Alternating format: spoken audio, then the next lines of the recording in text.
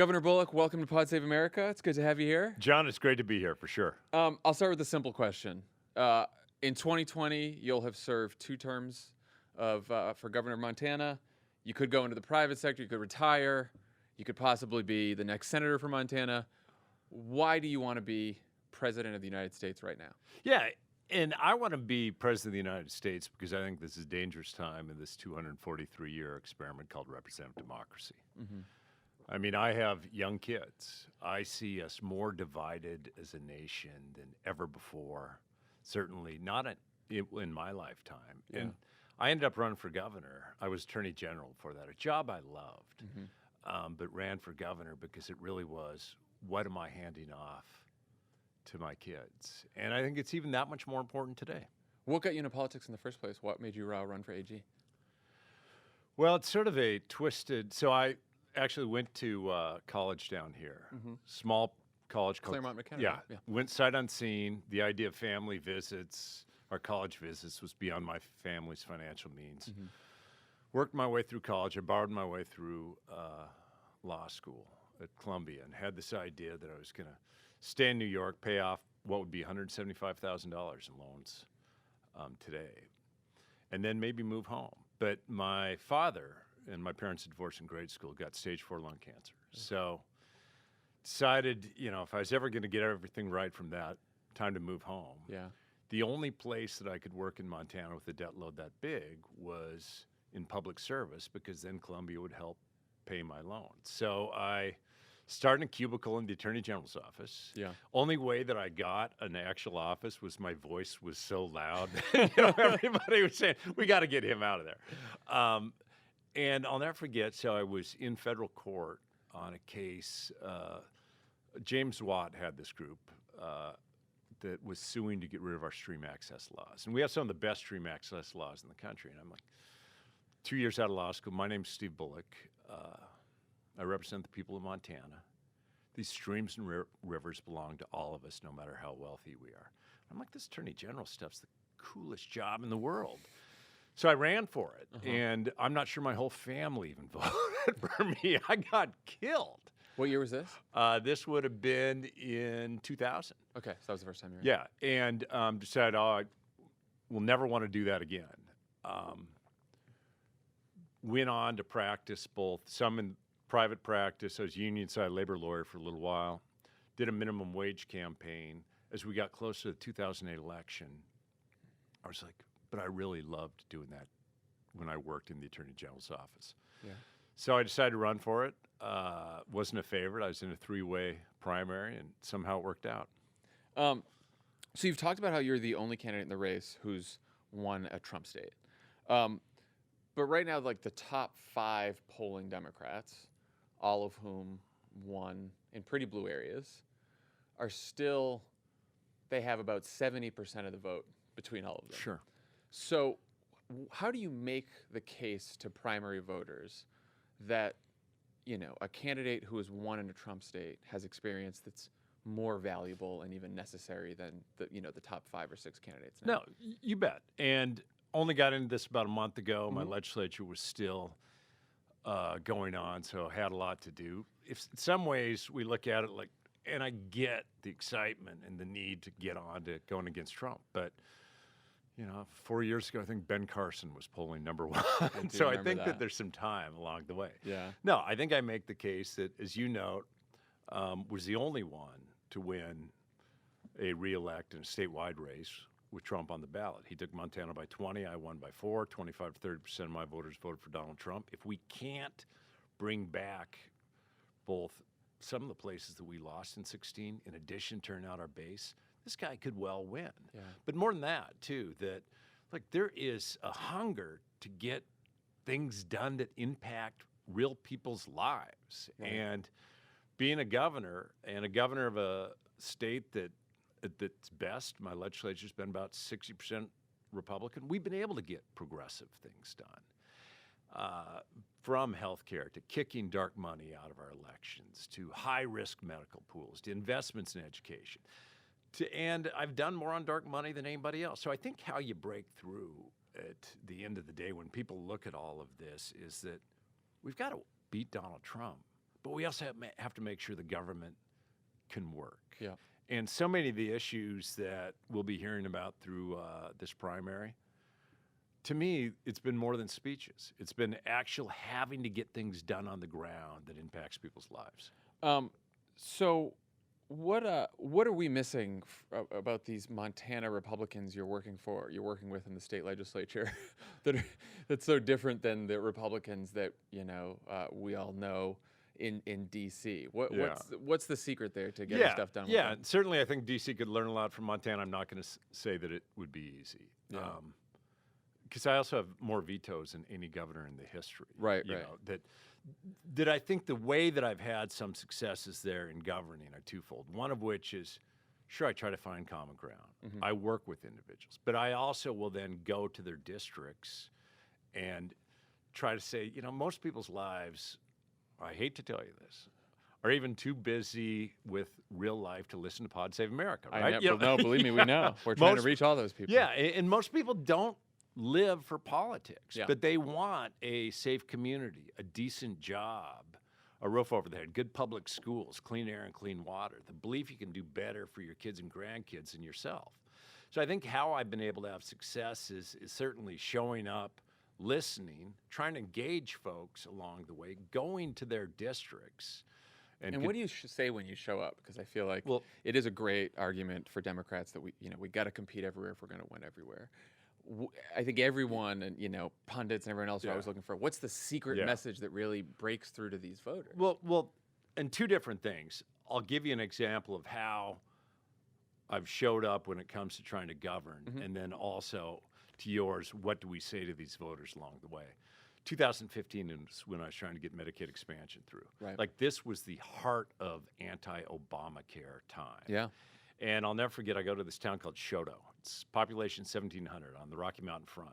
Literally everyone in town knew why I was coming because the Koch brothers were nice enough to send a picture of me and Barack Obama saying, Bullock and Obama are coming to destroy your healthcare system. Very subtle message. Yeah, I showed up and everybody in town got that flyer. So I showed up and instead of just telling them what they need, I listened. First person that spoke was hospital administrator. Yeah. Said 43% of the people that walk through those doors don't have health insurance. A couple speakers down, and some people yelled and said, oh, Bullock and Obama are horrible, but was the chair of the county commission. And the chair of the county commission wasn't even Shoto. He was from Bynum. It's a suburb, population 50. It's a rancher. He goes, I was born in a this suburb or 50. That's funny. And he said, I was born in this hospital. This hospital saved my life a couple years ago when I had a heart attack. If we lose this hospital, we've lost this town. And I think them telling me what they needed more than me telling them that I had all the answers. That's what gave that Republican legislator the courage to defy the Koch brothers, defy party leadership, when really every single vote mattered.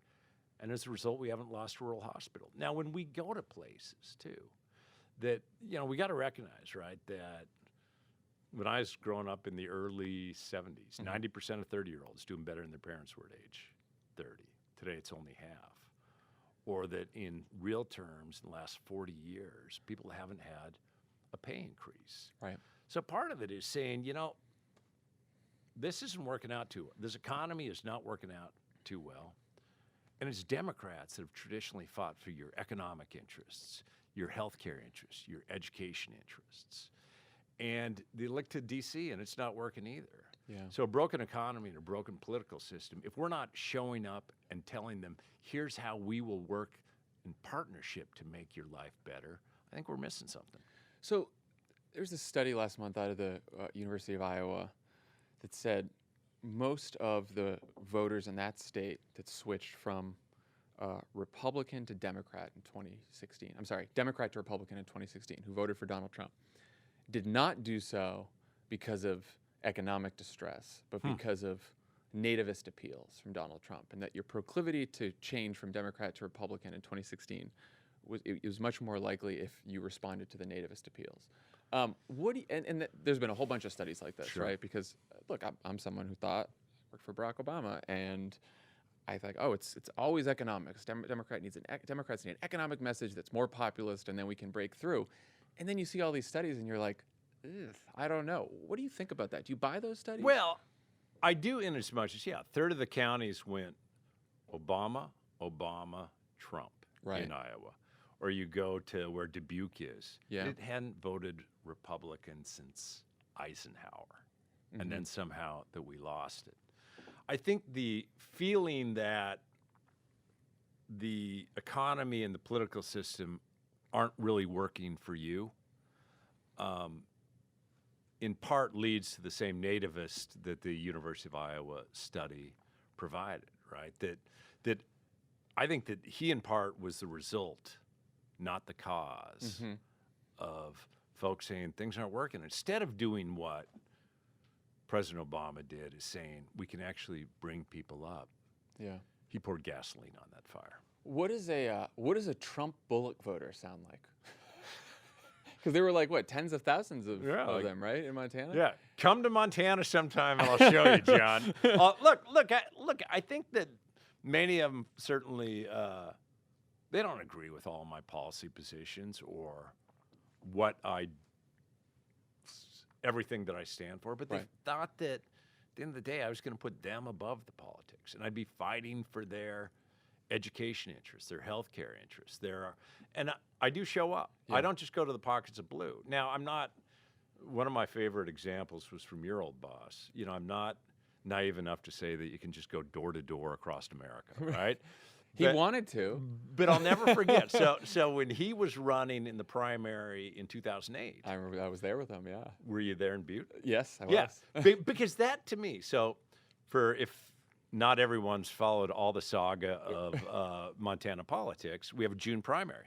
So I was in that three-way race for AG, and I got to the point where the Obamas and the Clintons were there so much I just worked the lines, and I'm like, I don't need to hear them again. So he wraps up the nomination. And come 4th of July, could have been anywhere in this country. Could have been in Martha's Vineyard raising money. Could have been with his family somewhere. He took his family to Butte, America. I think it was Malia's birthday, too. It was, actually. It was. And Butte is a town that at one time around the turn of the century, these wealthy copper barons basically controlled all of Montana through this largest open pit copper mine. And now it's the largest Superfund site. Now, on the one hand, there was zero electoral advantage for him to come to Butte, but it spoke to places like Butte all over this country that this guy gives a damn about me. Yeah. What is the first piece of legislation you'd want to pass as president? So the first thing I would get done is, even by executive order, I would do, and I did this executive order in the state of Montana, is said that if you want to contract for services with the state, not even if you get it. I can't tell you not to spend in our system, but you have to disclose every single dollar that you spend trying to influence our elections. So that way, if nothing else in this post-Citizens United world, you're going to add transparency along the way. And think the federal government contracts with dang near every company in the world. Yeah, certainly in the business. United States. So at least we'd add the sunshine and transparency. I mean, I think sort of the HR 1, like for so many of the issues that we're talking about and will be talked about through this primary and into the general election, until we address what's happened since Citizens United, until we address the fact now $1 billion of undisclosed spending has even occurred since then, it's going to be that much harder to address anything else. Would you consider passing HR 1 as your first piece of legislation? Is that, I know Elizabeth Warren said she's wanted to do that. What do you think? Yeah, I would do the executive order and a couple other executive actions along the way. I'd try to blow up the filibuster. When it came to legislation, both on some campaign finance or disclosure stuff, I think that we need to do some overall tax reform, and I think we got to start addressing climate.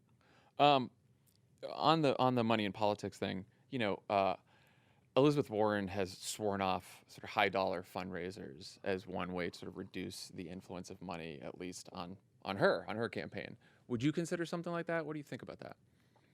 Well, I didn't start with like $10 million that I transferred over. You didn't have a big account that you either. So no, like no corporate PACs, no super PACs. Are you taking money from lobbyists? I am taking money from anyone as long as it's disclosed. Disclosed. It's disclosure. Fully disclosed. Yeah. So you recently expanded Medicaid in Montana. It's about 100,000 people. We got it reauthorized, interestingly, after. So I started in 2015. Right. We were trying to reauthorize it by ballot initiative. Tobacco companies spent $26 million killing it at the initiative. So stripping health care away from 100,000 folks. Tobacco companies. Yeah. Unbelievable. So, but we did then, I got it reauthorized through my legislative session. So I imagine if you become president, you'll do everything you can, with your executive power to sort of shore up the Affordable Care Act. What do you then do for the other 30 million people who still don't have health insurance right now?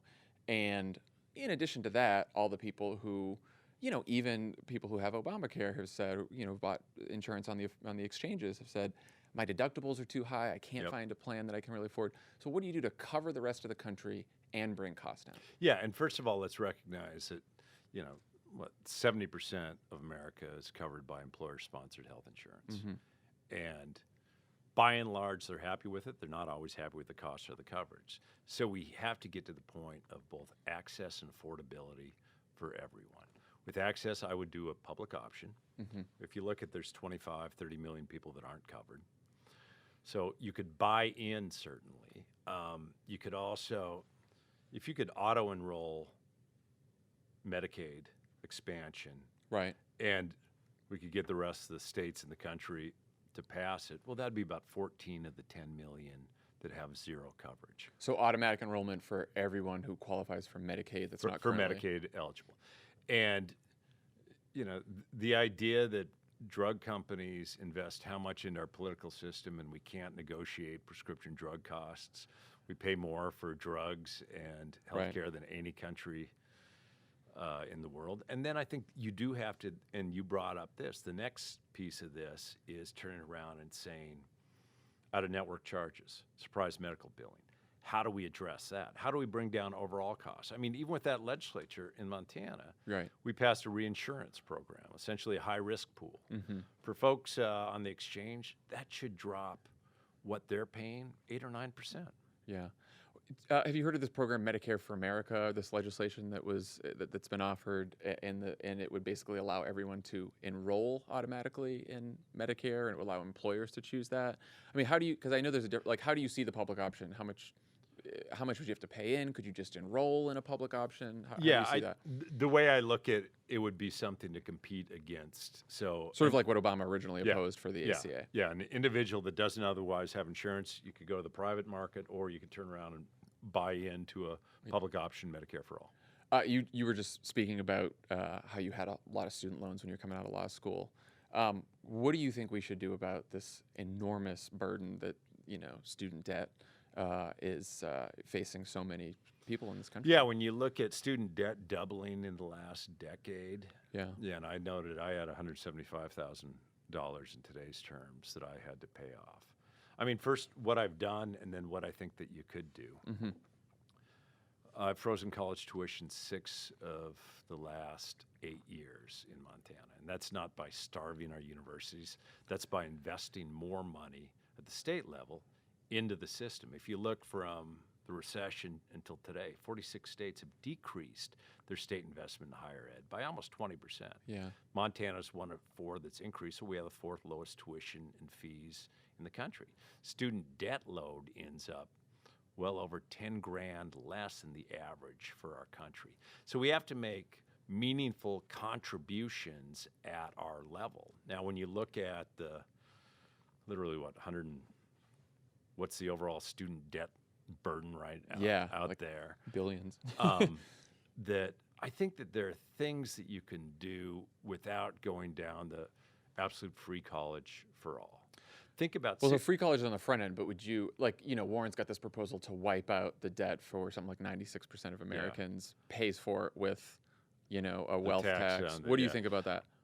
I think that there are things that you can do without wiping out the debt for everyone. And why don't you want to wipe out the debt? Well, 2 things. One of which is that, in an ideal world, no one would have student debt. Right. But as long as, we could figure out how to pay for it, and let's also recognize that 68% of America doesn't have a college degree. Right. So how do you make it more affordable along the way? Now, 60 years ago, in this country, we said, wouldn't it be great if employers sponsored and carried health insurance? So what did we do? We actually incentivized saying, employer, you can write off the cost of health coverage. An employee, you don't have to pay it taxes off of this. Yeah. Think about what we do for student loans. Now, if an employer turns around and says, John, I'm going to cover your student loans, I don't think it's business expensed. And then you, as the employee, have to pay taxes on it like this is a benefit. So we need to actually make it so, first, employers can cover part of it. If you look at it, we have 80 to 90% of all of the student loans out there are owned by the federal government. Yeah. You could lower the points along the way. You could not dismantle the public service and loan repayment programs. I think there are a number of steps that you could do without just saying, all right, we're going to wipe all this away. Is there a solution on the federal level to sort of slow the rising cost of tuition? Because as you say, like as a governor, you can invest more in state education and freeze tuition like you did. But I keep wondering what we do on the federal level, because otherwise it feels like we're just subsidizing loans in college, and that costs a lot too. Yeah, and you look at it, I mean, where the federal government's always been most effective, at least in the past, with when it comes to education funding, is using its purse as sort of either the carrot or the stick, right? The Obama administration did more for publicly funded preschool by putting out opportunities for states to invest along the way. Yeah. Well, you look at what we've seen in the last 2.5 years when it comes to tuition issues, that what this administration's doing is essentially dismantling any consumer finance protection side of this, and the fly-by-nights will get more and more money along the way. I'm not sure that other than using the power of your purse, you're going to be able to limit every public university from increasing costs on tuition. But we also got to recognize that it's got to be a partnership. Like, I think that you could turn around and I think we should. A high school degree is no longer enough. Recognizing that what you could do is you could cover 2-year college last dollars in at the federal level. Yeah. And at least for the tuition fees part, not the living expenses, it'd be relatively affordable. On immigration, what does enforcement look like in a Bullock administration? Who gets deported? Who gets detained? Who gets to stay? Yeah. And first, let's recognize that this president has taken humanitarian issues and made it to try to divide people all the way across. Yeah.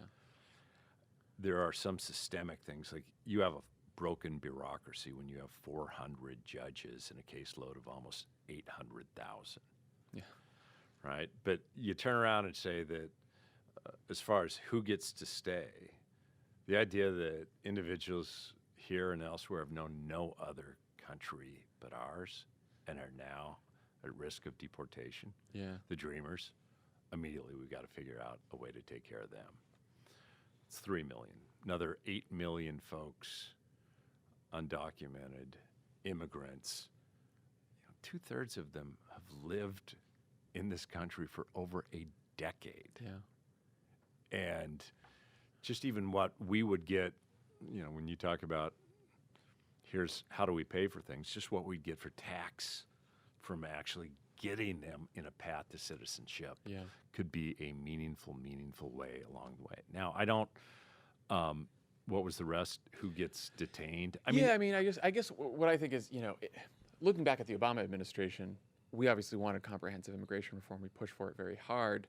We couldn't get it done. In the absence of comprehensive immigration reform, we had a Department of Homeland Security, and specifically ICE within Homeland Security, that sort of ran wild on its own, at least in the first term, and rounded up, deported a whole lot of people that probably shouldn't have been deported in this country, who weren't dangerous criminals. By the end of the administration, we had the priorities changed a little bit. But I think there's been some interesting proposals in the field so far. Julian Castro said he would change it so that crossing the border legally would be a civil infraction and not a criminal penalty anymore.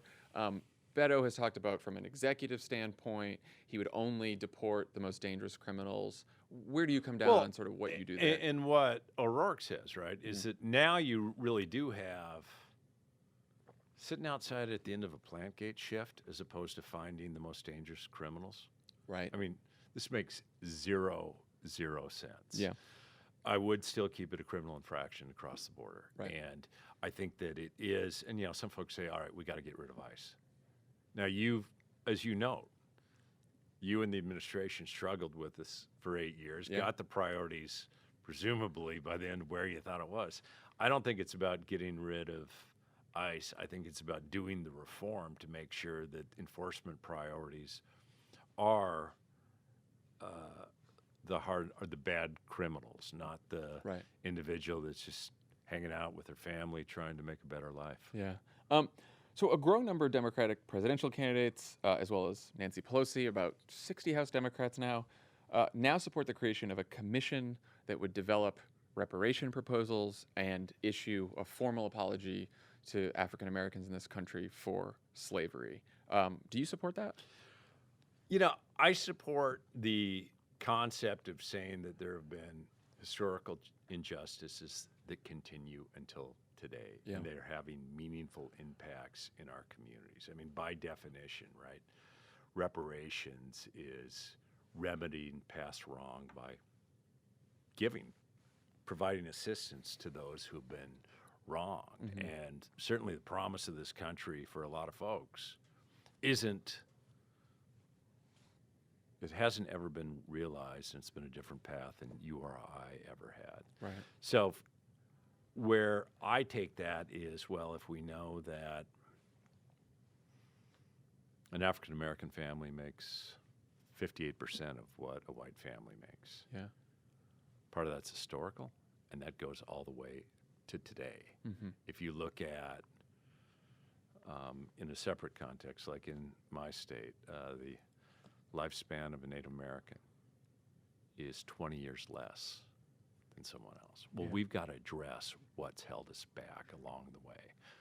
And I think that is where I'd go, or say that there are systemic inequities today that it didn't just start today. But that's probably different than a payment for every individual or something. How would you address some of the systemic inequities? As you mentioned, there's both a very large and growing wealth gap between white Americans and other Americans, and also, infant mortality. It goes through all kinds of economic issues, housing.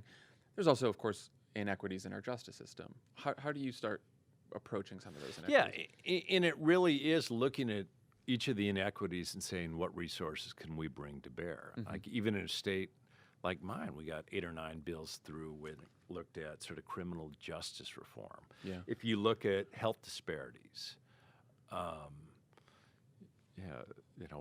African American woman is 4 times more likely to die in childbirth. Yeah. Or as far as maternal care prior to having a child, Hispanic families, substantially different access to care.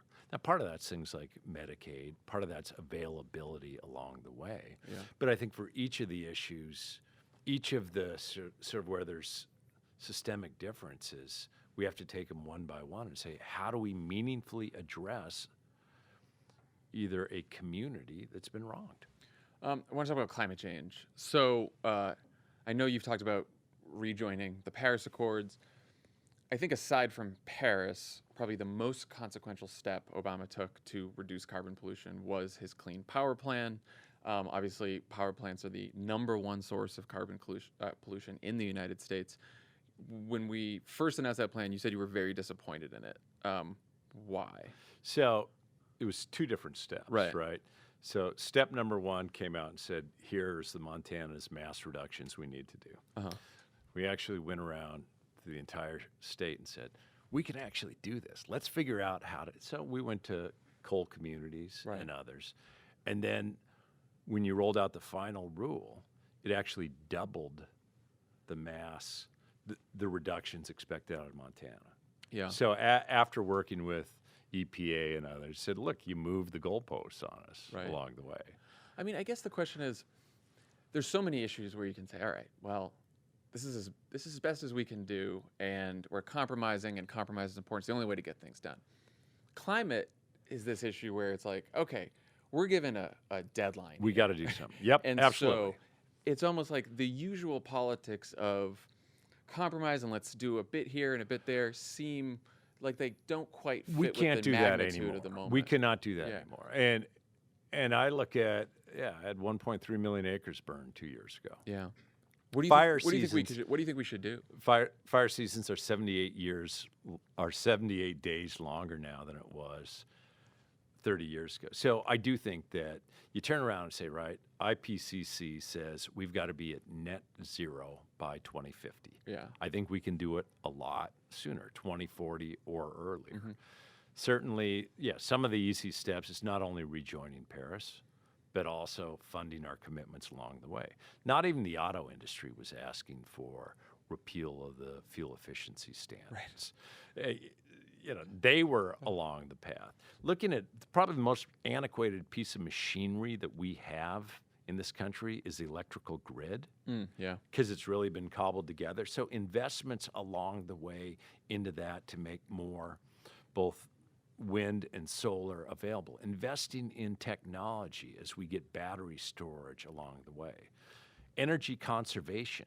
I mean, that's about 30% of what you could change just by hiring people to make things better, more efficient along the way. So I think that we need to take... Do you think we need a price on carbon? I think that should certainly be on the table. Mm-hmm. I think that could be part of it. Think about, though, and it's funny as you say, like, not funny, it's tragic. Think back to the first George Bush. Yeah. So he said as president, we got to address the greenhouse effect with the White House effect. Yeah. Meaning, as a Republican president, I am going to lead from the White House. Now a Republican can't even acknowledge climate change is human caused because of what outside spending's done.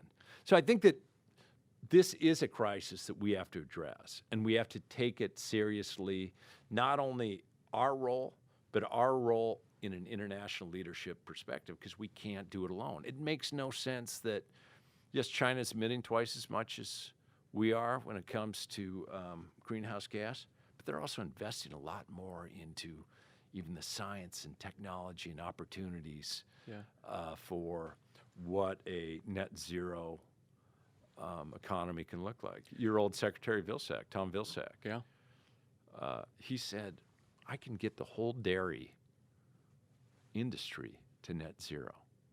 But they can't do it alone. There has to be federal investment along the way. I know you've only been in the race for a month. Are you going to come out with like a big climate plan that's all detailed, or what's your thoughts on that? We will. Yeah. We will. You think Donald Trump deserves to be impeached? What do you think? I mean, anyone who I've casually heard listens you to talking this a pod, little bit. that's what I think. Yeah.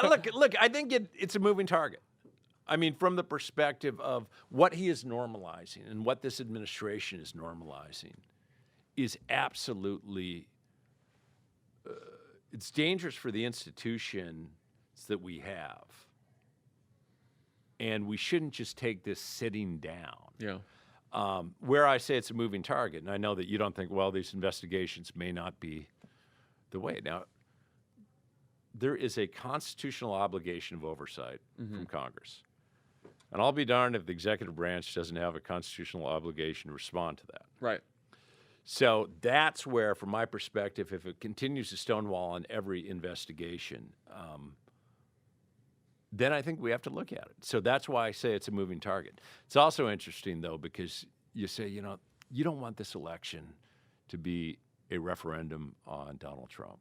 Yeah. Now I'm interviewing you. Do you think this election should be a referendum on Donald Trump? I mean, look, I actually think that in this election we do have to offer people a choice, right? Like, I think it's insufficient to just bash Trump from now until Election Day. But I also think because we are in a media environment where that man can grab the microphone and command so much attention that it's always going to be about Trump. 2018, yeah, our candidates talked about healthcare all the time. All the ads were about healthcare. But opposition to Donald Trump drove that vote, right? I mean, that's what people wanted, a check on Donald Trump in 2018. Healthcare was part of that, right? Because I think because they were about to lose their damn healthcare. Right. I mean, he's trying to strip it away. But I think it's just it's always to some extent, especially when there's an incumbent running for re-election, This was the case when we ran against George W. Bush. This was the case when Mitt Romney ran against Obama. He tried to make it a referendum on Obama. It's always it gravitates towards a referendum on the president. So I just think, I mean, I guess though my question was, I don't get to ask you questions. No, you can ask this me, happen. but Yeah. I think there's an honest debate to be had whether the House should move forward and actually go do this. But I'm wondering if have you read the Mueller report? Read most of it. Okay. Skimmed it. Do you think reading that and knowing what you know publicly that he deserves impeachment, whether they go down that path or not, or whether it's wise to go down that path or not? I think reading the first half, and I mean, we should have a real acknowledgement that, right, a foreign government interfered and invaded our country. Right. And to allow the normalization of him standing next to Putin and say, I take him at his word, is pretty damn problematic for looking backward. It's it's also, problematic. It's also what we look at going forward. Yeah. Now, you look at, here are the number of issues that were brought out in the second half of it. Mm-hmm.